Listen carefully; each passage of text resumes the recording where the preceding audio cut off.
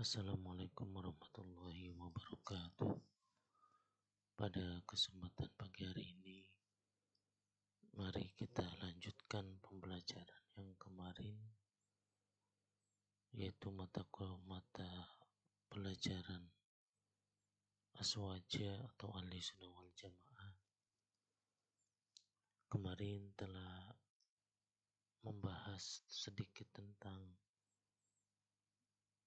sunnah dan bid'ah. Dan pada kesempatan kali ini, mari kita bahas kembali secara lebih jelas tentang apa itu sunnah dan apa itu bid'ah.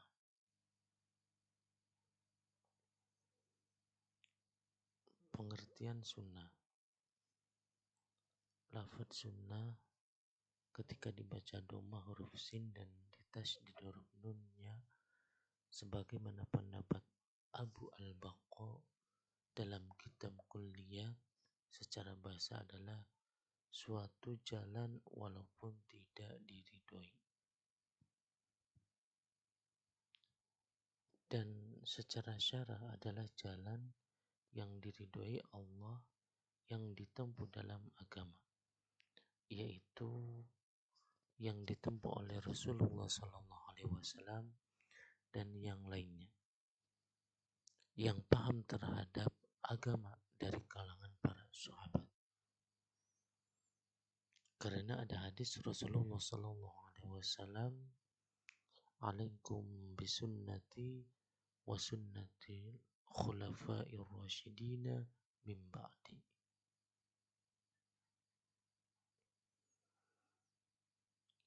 Alaikum bisunnati wa sunnatil khulafa'ir rasyidina min ba'di. Hendaklah kalian berpegang pada sunnahku dan sunnah khulafa'ur rasyidin setelahku. Dan secara uruf atau tradisi, sunnah adalah suatu ajaran yang diikuti secara konsisten oleh para pengikut baik nabi maupun wali. Dan istilah sunni adalah nisbat kepada sunnah.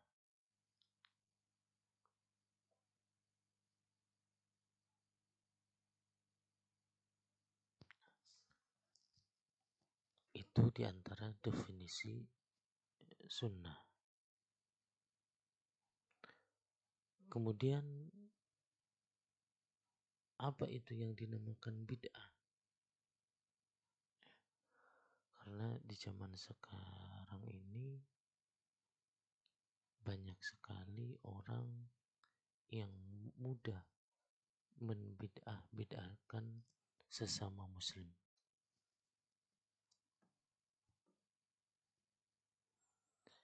Bid'ah sebagaimana pendapat Syekh Zarruq dalam kitab Uddatul Murid, secara syariat adalah memperbaharui perkara dalam agama yang menyerupai ajaran agama itu sendiri, padahal bukan bagian dari agama, baik bentuk maupun hakikatnya. Sebagaimana sabda Nabi SAW, "Man ahdasa fi amrina hadza laysa minhu fahuwa raddun."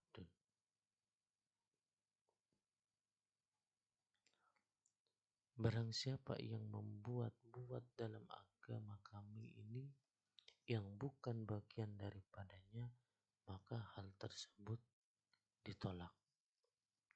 Hadis riwayat Bukhari Muslim. Dan juga sabda Nabi Muhammad SAW, "Wa kullu muhdatsatin bid'atun." Artinya, dan setiap hal yang dibuat-buat dalam agama adalah bid'ah. Nah, jadi seumpama sholat subuh itu 2 rakaat, terus kalian dengan sengaja menambahinya jadi 4 rakaat, itu sudah jelas hal tersebut adalah suatu bid'ah yang sesat.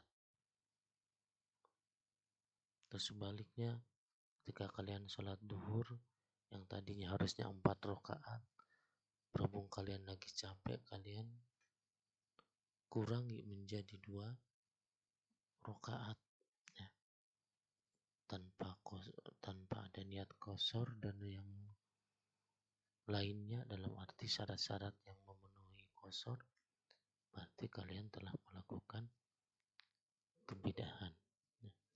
Jadi man ahdasa fi amrin hadza laisa minhu fahuwa raddun. Dan hadis wa kullu muhdatsatin bid'atun. Para ulama telah menjelaskan bahwa pengertian kedua hadis tersebut, hadis yang tadi telah kita bahas, adalah dikembalikan pada masalah hukum meyakini sesuatu amalan yang tidak bisa mendekatkan diri kepada Allah Subhanahu wa Ta'ala. Sebagai bisa mendekatkan diri kepada Allah Subhanahu wa Ta'ala, bukan mutlak semua pembaruan dalam agama. Nah, jadi seumpama perkara-perkara yang baru tersebut tidak melanggar syariat, tidak melanggar hukum-hukum syariat, dan bisa mendekatkan diri kepada Allah, ya maka hal tersebut tidak termasuk bid'ah. Karena mungkin saja pembaruan tersebut terdapat landasan usulnya dalam agama, atau terdapat contoh furu'iyahnya, maka dikiaskanlah terhadapnya. Makanya Syekh Zarruq berkata, sebagai pertimbangannya ada 3 hal. Ya. Jadi apakah perkara tersebut nantinya masuk bid'ah yang sesat atau tidak, ini Syekh Zarruq mempunyai 3 pertimbangan. Yang pertama, supaya diteliti perkara yang baru tersebut. Jika di dalam terdapat prinsip syariat dan ada landasan asalnya, maka bukanlah bid'ah. Jika berbagai aspeknya tidaklah demikian, maka hal tersebut adalah perkara batil dan sesat. Jadi kita lihat dulu perkara yang baru tersebut itu bertentangan tidak dengan syariat. Kalau bertentangan itu ditolak. Dan jika hal baru tersebut terjadi kesamaran dalilnya, maka harus diteliti secara seksama lalu diberi status sesuai dengan unsur yang dominan di dalamnya.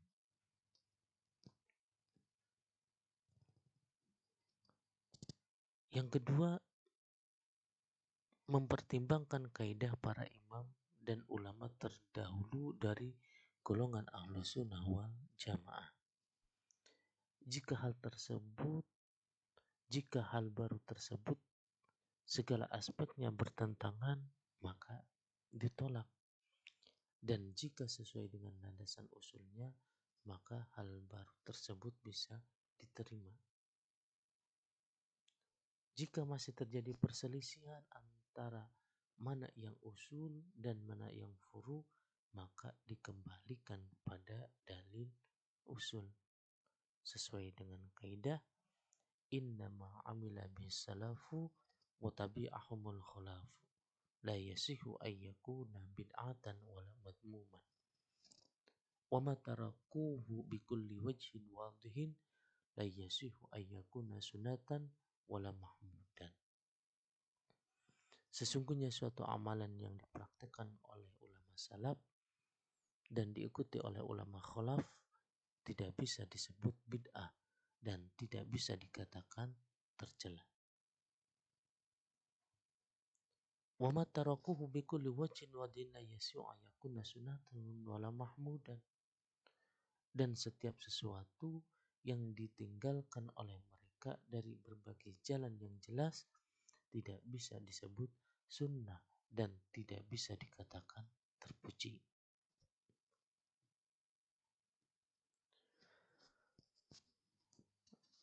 Dan setiap suatu ajaran yang hukumnya ditetapkan oleh ulama salaf akan tetapi tidak pernah mereka praktekkan, maka menurut Imam Malik adalah bid'ah.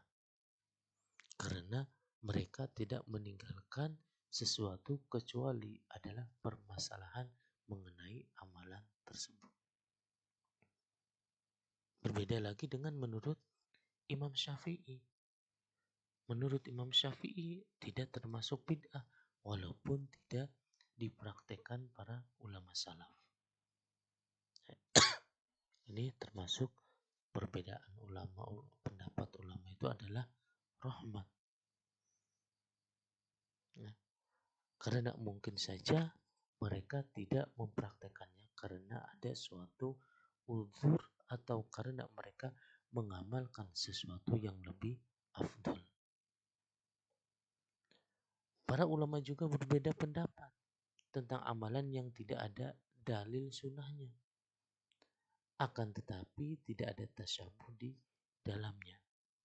Tidak tasyabuh dengan pekerjaan-pekerjaan orang-orang kafir.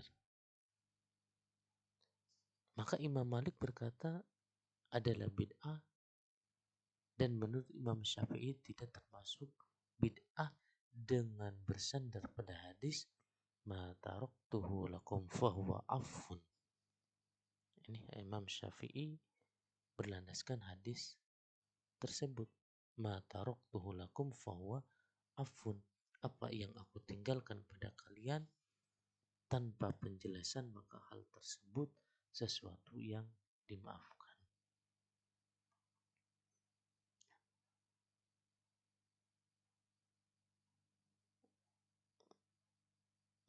Syekh Jarud mengatakan berdasarkan prinsip inilah para ulama berbeda pendapat. Misalnya dalam membuat kalangan zikir. Ada yang zikirnya keras, ada yang zikirnya secara sirri atau alon-alon, ada yang zikirnya berjamaah, ada yang berdoanya keras dan lain sebagainya. Karena ada beberapa hadis yang menganjurkannya, tetapi tidak dipraktekkan oleh ulama salaf. Lalu setiap orang yang menyetujui perbuatan-perbuatan tersebut tidak bisa dikatakan bid'ah bagi penentangnya. Sebab apa? Sebab hal itu adalah hasil ijtihad. Tidak sembarangan. Nah, jadi para ulama dulu dalam menggali suatu ilmu itu tidak asal-asalan, tetapi melalui ijtihad beliau. Setiap orang yang tidak bisa mengatakan batil bagi orang yang tidak mengikuti prakteknya. Sebab kalau tidak, maka semua umat ini akan saling membid'ahkan satu dengan yang lainnya. Seperti halnya di zaman sekarang ini. Ada sedikit-dikit orang yang tidak sepaham dengannya langsung dikatakan kafir, langsung dikatakan bid'ah sesat. Orang yang mudah mengatakan seperti itu adalah orang-orang yang mempunyai pemahaman yang sangat dangkal sekali. Mereka tidak mengetahui bagaimana cara-cara ulama dahulu mengambil suatu hukum.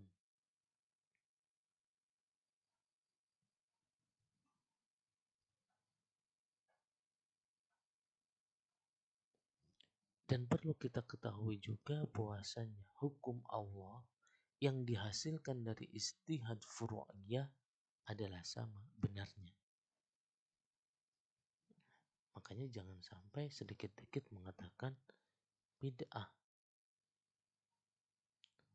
Rasulullah Shallallahu Alaihi Wasallam bersabda, la yusalliyanna hadun al-'ashra illa fi Bani Quraidah. Janganlah ada seorang pun yang sholat asar kecuali di Bani Quraidah. Ini adalah hadis yang diriwayatkan oleh Imam Bukhari. Ketika pada waktu itu para sahabat sedang melakukan perjalanan dan ternyata telah datang waktu asar, maka sebagian sahabat berkata, Rasulullah memerintahkan kita untuk bergegas, dan mereka sholat di jalan. Dan sebagian yang lain berkata, Rasulullah memerintahkan kita untuk menunaikan sholat di tempat Bani Quraidah. Sebagaimana hadis yang tadi disebutkan, itu hadis la yusalliyanna ahadun al-'ashra illa fi Bani Quraidah.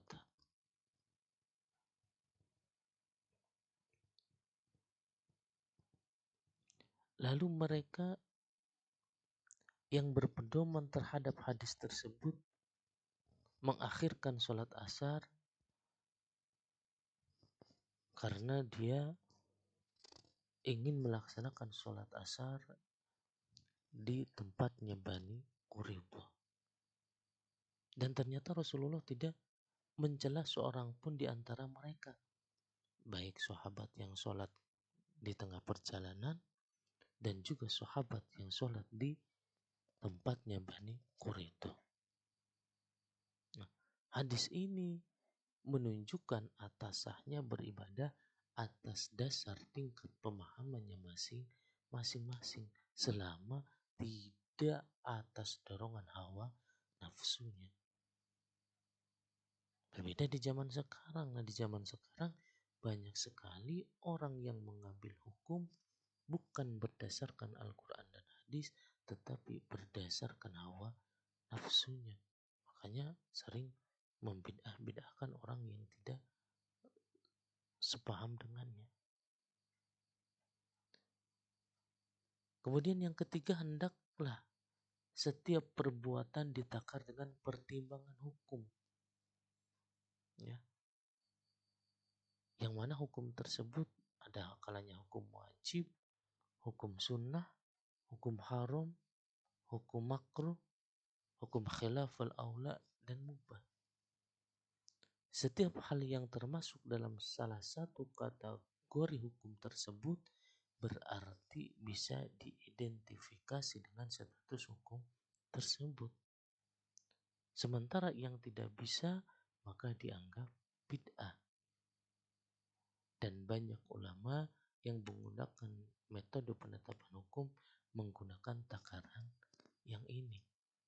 Jadi semua perkara yang baru tersebut masuk sunnah berarti dimasukkan hukum sunnah. Perkara yang baru tersebut kok masuk haram ya dihukumi haram, dan seterusnya. Inilah diantara materi pada pagi hari ini. Ya, silahkan kalian pahami, dan nanti kalau masih ada yang mau ditanyakan boleh ditanyakan lewat WA ya. Terima kasih atas perhatiannya. Adapun untuk macam-macam bid'ah yang kita bahas pada pertemuan yang akan datang. Kita cukupkan sekian dulu. Mohon maaf apabila ada kekurangan. Wassalamualaikum warahmatullahi wabarakatuh.